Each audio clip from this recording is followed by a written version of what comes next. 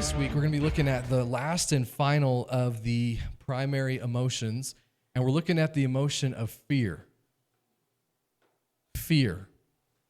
I don't know if that scares you, but fear is scary. Did you know there's a million phobias? I think there's over 500 phobias, and one of the phobias is fear of being afraid.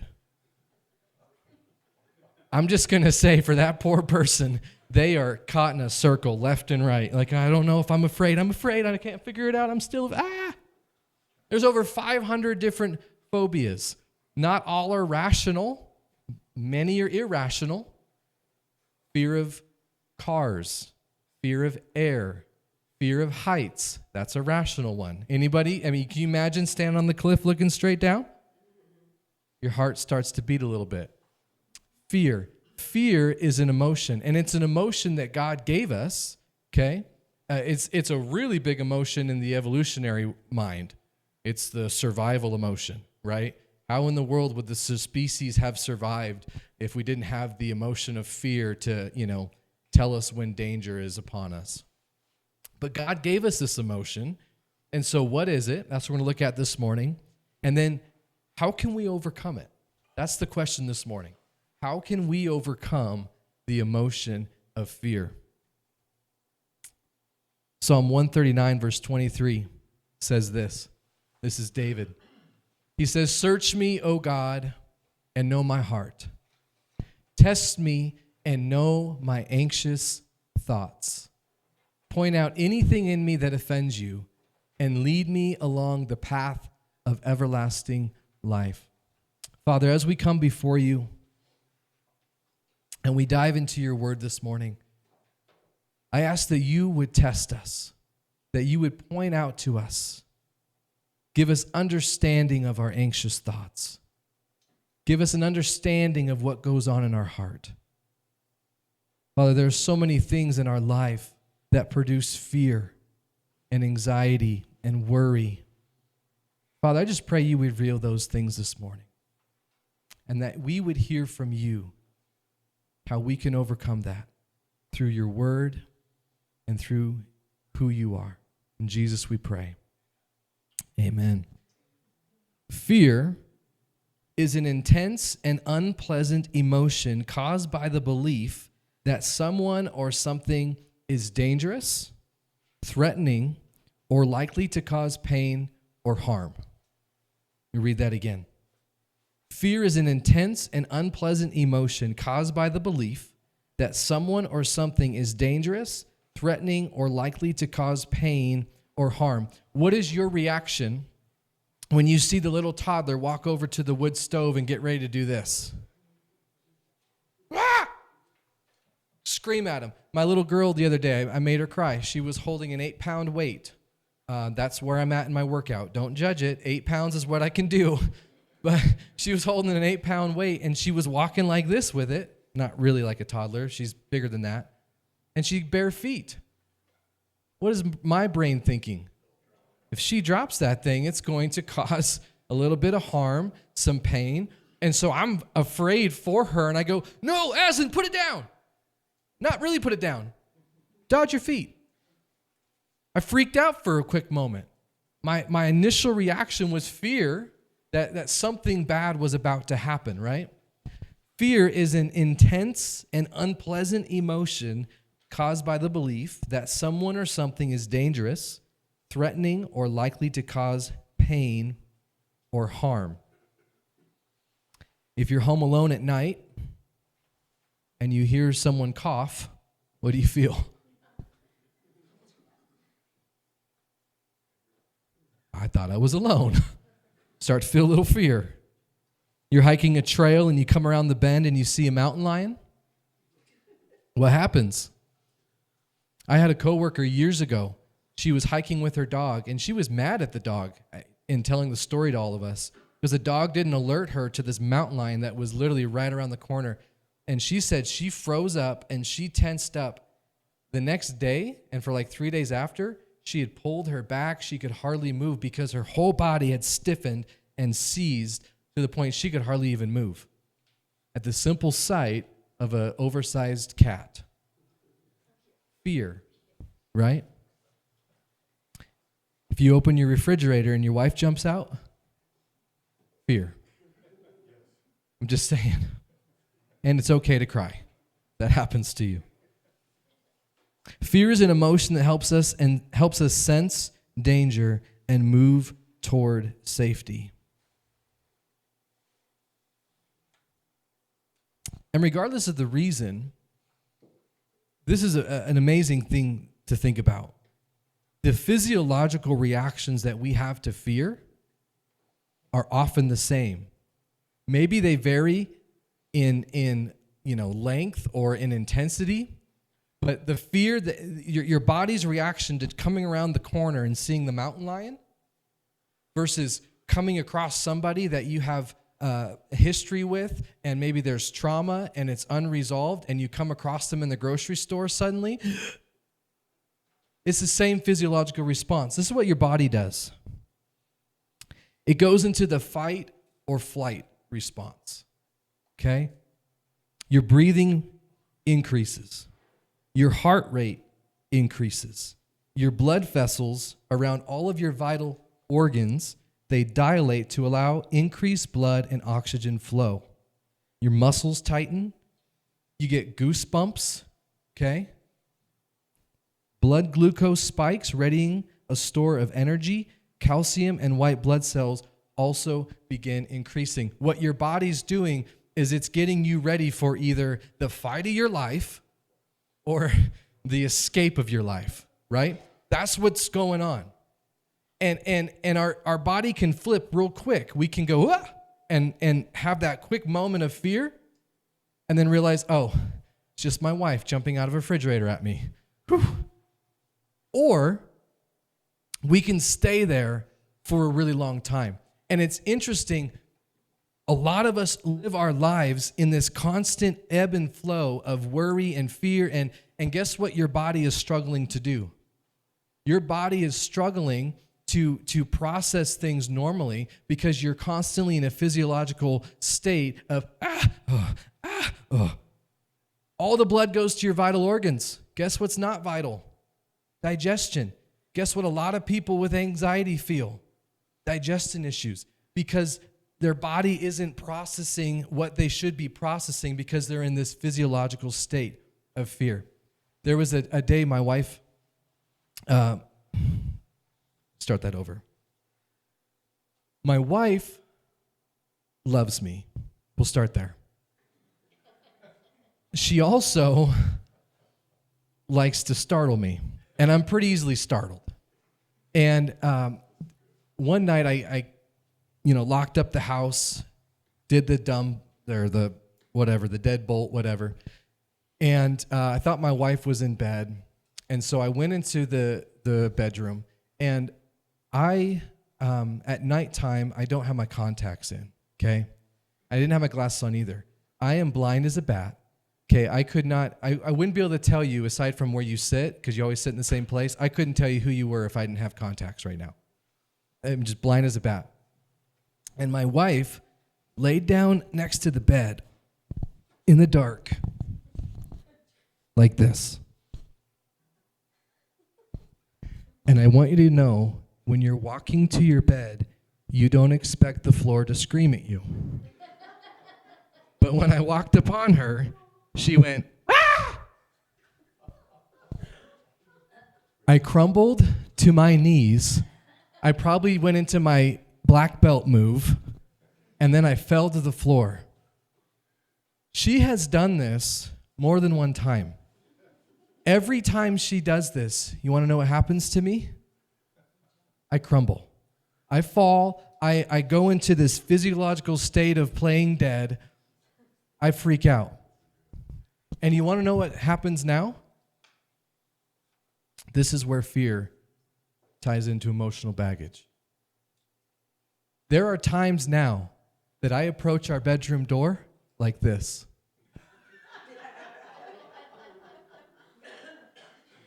And if I can't see her, I flip the light on.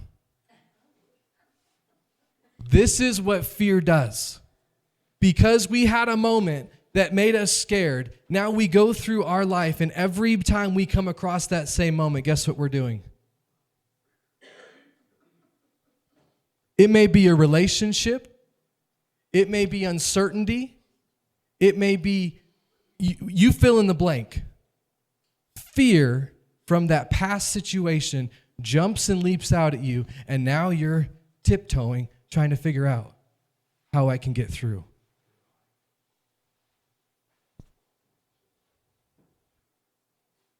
Maybe it's fear of being rejected. At one point in your life, you were rejected, and there's this fear that as soon as the relationship gets close enough, I've got to make sure that I kind of back away a little bit, because if I let myself get that attached again, guess what's going to happen? I'm going to get rejected, and I'm going to be hurt, and I'm fearful of the rejection. Maybe it's fear of being betrayed.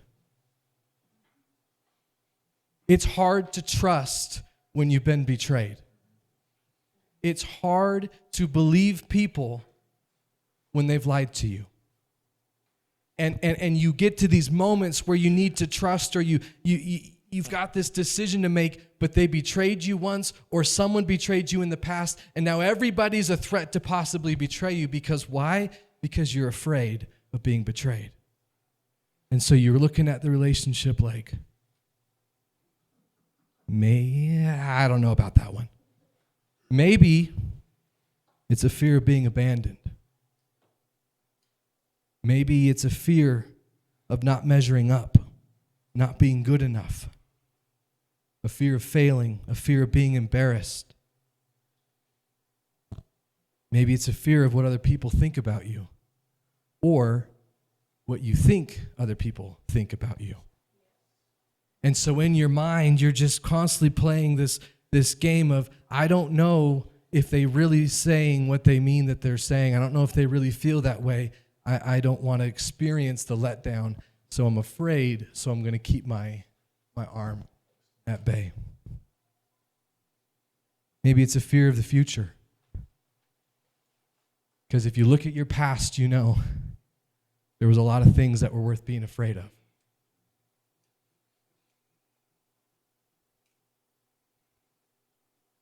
As we go through life, the question I think we have to ask is there any hope for dealing with the fear? Because this is how we look at life when we're afraid. It's tainted, it's shadowed, it's dark, and everything I see is possibly a threat. And I go from one relationship to the other, or I lay awake at night and I think about what's going to happen with this person in my family, what's going to happen in the next season of my life, and I don't know, and I've got this fear over me, and it holds me down, and it keeps me bound, and I'm afraid of what the future might look like. What hope is there? I want to look at a story here in Matthew 14. And it is the atypical story to look at when we talk about fear, but it is so powerful, I want us to look at it. Matthew 14, what happens right before this is Jesus has just fed the 5,000. You know that story. He takes 3 loaves of bread, 5 loaves of bread, thank you, David. It's just numbers, 2 fish, and he disperses from this 5 loaves of bread and 2 fish to feed 5,000 people. And the craziest thing, if that's not crazy, is they had leftovers enough to fill 12 baskets. You got 5,000 people, not counting the women and children. It could have been a crowd of 12,000, to be honest. And Jesus is just dispersing, however that miracle looked. He is just dispersing all this food. And at the very end, they got leftovers for tomorrow's lunch. It then says in Matthew 14, and if you can go there, you can go to verse 22. It says, immediately after this. So right after the 5,000 are fed, it says immediately after this, Jesus insisted that his disciples get back into the boat and cross to the other side of the lake while he sent the people home. After sending them home, he went up into the hills by himself to pray. Night fell while he was there alone. So Jesus sends the disciples. I'm imagining Jesus was a little bit spent. Remember, he's fully human, fully God. He just fed more people than any of us could ever imagine to feed. Who knows what kind of emotional, dip he was going to take. And he says, you guys go across the other side of the lake. I'm going to stay here and pray. Meanwhile, the disciples were in trouble far from land, for a strong wind had risen, and they were fighting heavy waves. This is the Sea of Galilee. And there is a common occurrence that can happen where the winds get into that valley and they swirl around and you get choppy, 3 to 5 foot waves. And you got to imagine these guys are in just a little boat, okay? They're not in a sea craft. They're in a little boat and they're just getting, jostled. About 3 o'clock in the morning, okay, they've been in a boat going across the lake for probably 5 to 6 hours. I would imagine they're getting a little discouraged. I would imagine they're starting to feel a little bit worried. There's a little bit of fear that's beginning to creep in. About 3 o'clock in the morning, Jesus came toward them walking on the water. I wish I could see that. I wish that I could see this guy just stepping over these waves, like they're lapping his legs and they're splashing against him, and he's just walking. I did one of those surfing things at a theme park where the water's flying and you step out on like a little dewey board and you got to kind of hold your way there. I mean, I stepped out and immediately I was face first on that thing, just flah. I mean, it is not easy to walk on water, if you guys didn't know that. And this is what happens. When the disciples saw him walking on the water, they were terrified. As would you have been terrified. You're fighting waves. You're probably soaking wet. You're having a hard time keeping your little boat going in the right direction. It's nighttime. You might not even know what direction you're supposed to be going anymore, okay? And now you've got somebody doing what nobody does, walking towards you on the water. And it says, in their fear, they cried out, "It's a ghost!" But Jesus spoke to them at once, and he said, "Don't be afraid. Take courage. I am here." Then Peter called to him, "Lord, if it's really you, tell me to come to you walking on the water." "Yes, come," Jesus said. So Peter went over the side of the boat and walked on the water toward Jesus. What hope is there to overcome fear? What hope is there to be able to live life where you're not up and down and tossed to and fro in this emotion of fear that grips you and holds you down and makes you fearful of the future, fearful of relationships, fearful of situations? What hope is there? I want to talk about 3 things that faith can do. Because if there's one thing that truly can conquer fear, it's faith. We keep reading. But when he saw the strong wind and the waves, he was terrified and began to sink. "Save me, Lord," he shouted. Jesus immediately reached out and grabbed him. "You have so little faith," Jesus said. "Why did you doubt me?" And when they climbed back into the boat, the wind stopped. You have the disciples. They see Jesus. They think he's a ghost. And then Jesus gives them an assurance. He says, "Don't be afraid. Take courage.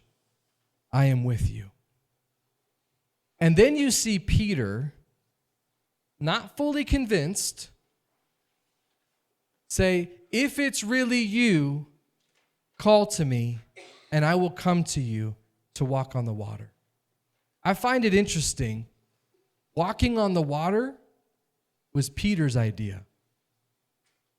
I always read that story and I thought Jesus said, Peter, come to me. It was like a big test for Peter. No, this was Peter's crazy idea. If it's really you, tell me to walk on the water with you. And here's where we see faith. Faith is not seeing the storm. Faith is seeing the one who stands above the storm. You've got Peter and he's afraid. When does his fear shift to faith? He's being tossed. There's waves. There's all this stuff. It's a ghost. His fear shifts to faith when he gets eyes on the one who stands above the storm. As soon as he goes, oh, that is you. That is Jesus. You are the one that I'm calling out for. That's the moment fear shifts and Peter now is filled with faith. Faith doesn't see the storm. Faith sees the one who stands above the storm. I know there's a big phrase that's been going around the last couple of years, which is called faith over fear. And I love that, kind of. I'm going to get on a little soapbox. Faith over fear in our society looks a lot like fear. You see, here's what's happened. You have one side of the country, maybe it was the COVID pandemic, maybe it's the election, who knows. One side of the country saying, be afraid of this and be afraid of this and be afraid of this and be afraid of that, and that's going to kill you, and this is going to, and so you need to get a vaccine, you need to get a mask, right? You got one side of the country who's all there. And then you have the other side of the country who's like, faith over fear, and I'm afraid of you, and I'm afraid of this, and I'm afraid of that. Here's the reality of what true faith looks like. Faith is where you're not looking at any part of the storm. You're not looking at any part of the political thing and, I'm scared of this. Faith is where you're no longer looking at the storm. You're looking at the one who stands above the storm. That's your faith. And regardless of what happens in the White House, regardless of what happens in the social economic status, regardless of what happens in anything, we look at the one who stands above it all. And that's our faith. If we don't do that, we will stay fearful on one side or the other because there will always be something to be afraid of. And so we stand with our eyes onto the one who stands above the storm. Here's what faith does.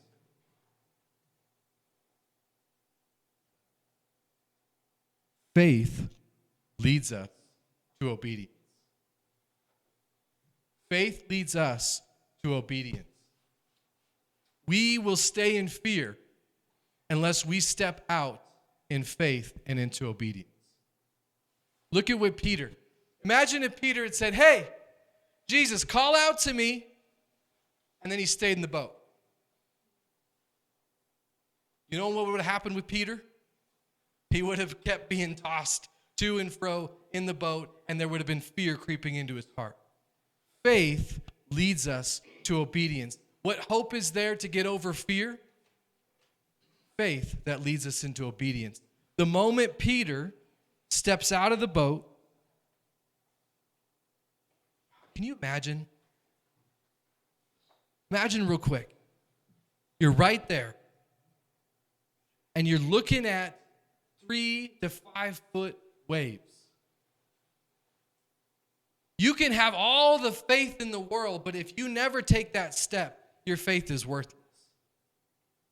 You can imagine when he put his foot down and it was solid. Faith leads us to obedience. Because as you begin obeying, guess what your fear does? Disappears. I no longer care that there's water splashing me. I no longer care that the wind is pushing me to and fro because I've set my eyes on the one who's above the storm, and now I'm responding in my obedience to him, and I'm walking on the water. In your life, Fear will consistently take you down if your faith doesn't bring you to obedience. When the Lord prompts you,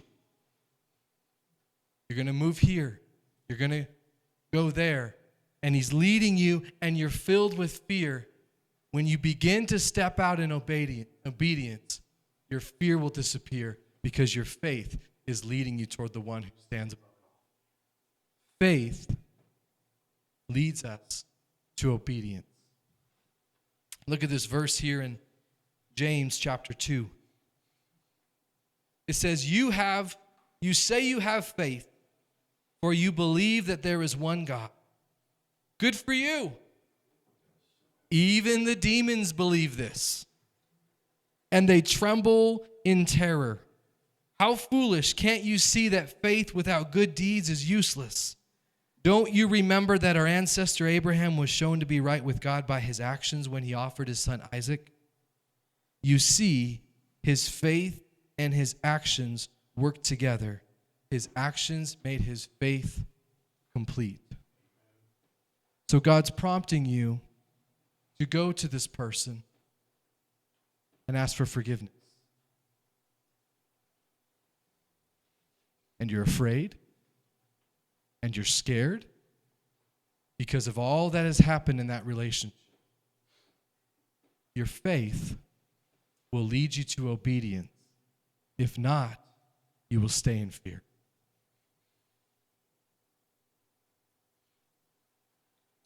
This is where the rubber meets the road. We can hear a message and go, oh, that's good. Way to go, Peter. You did it, buddy. You said, Lord, whatever you want, call me out. I'm going to do it. I'm willing. I'll jump right in. We're happy for Peter. But what about the areas in our life that we are gripped with fear? What's God calling us to do in those areas? How do we face it? Faith will lead us to obedience. The other thing that faith will do is faith will lead us to peace. Peace is the thing the world can't offer you. Peace is the thing the world cannot create or manufacture or do anything with. Peace comes only from Christ. Look at what happened at the very end. Back one slide. When they climbed back into the boat, the wind stopped. Our faith sees the one who stands above the waves. Our faith steps out in obedience regardless of the fear we're feeling. And as we do that, calm, peace, serenity fills our heart.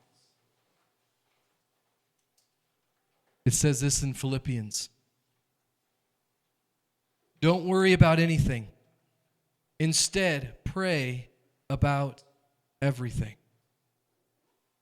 I was asking myself as I was looking into some of this, what's the biblical response to fear? You want to know what the biblical response to fear is? Don't be afraid.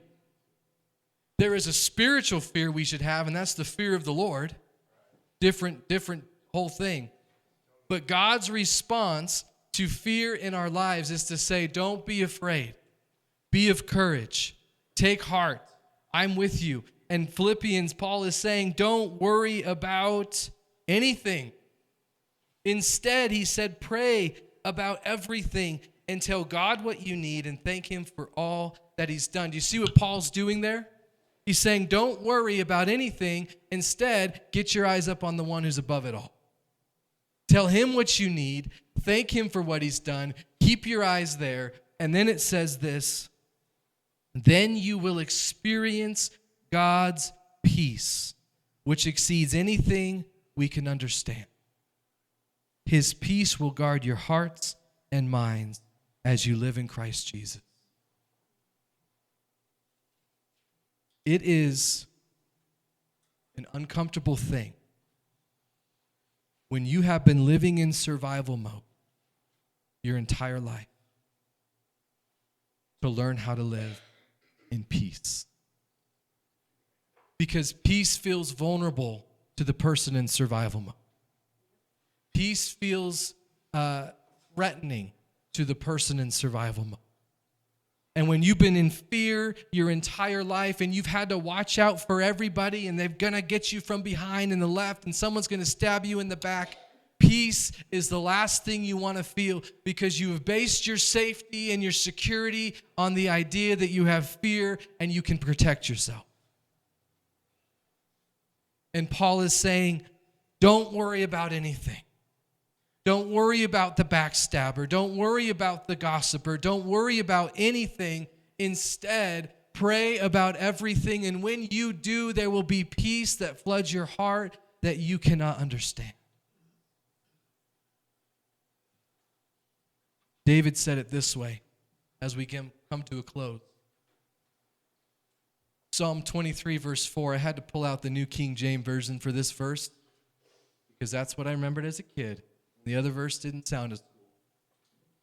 It says, yea, though I walk through the valley of the shadow of death, I will fear no evil. He says, as I'm walking through the darkest valley, as I'm walking through the waves, as I'm walking through the things that are tormenting me, as I'm scared of my future, I'm scared of relationships, as I'm walking through the valley, there is a reason that I will not be afraid. And he says the reason is this, for you are with me. Your rod and your staff, they comfort me. I won't dive into it, but what we just talked about was faith turns into obedience. That's the rod and the staff. His rod is the rod of discipline and correction. His staff is the staff of guidance and instruction, leading. And then where does it result for David? Peace and comfort. What he's saying is, even when I'm walking in the worst thing I could ever imagine, there is a reason that I will not be afraid, and that is because my eyes are looking at the one who stands above it all. I don't know where you are this morning in this, but I can imagine Peter. I can see him sitting there. And in all of his effort and his control and everything he is trying to do to keep the boat upright, he is failing and flailing and everything is swirling and he's afraid. And maybe in your life you have that exact storm going on today.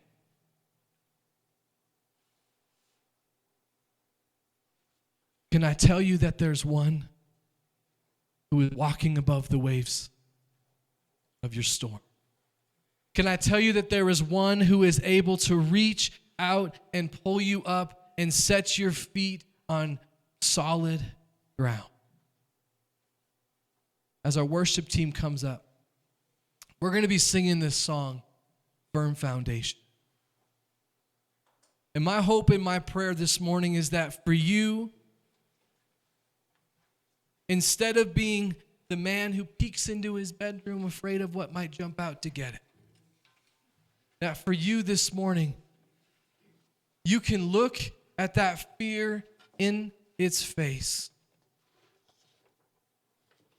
and that faith will fill your heart, and that you look and worship Christ, and you lay that fear into the watery grave. Let's stand and let's worship.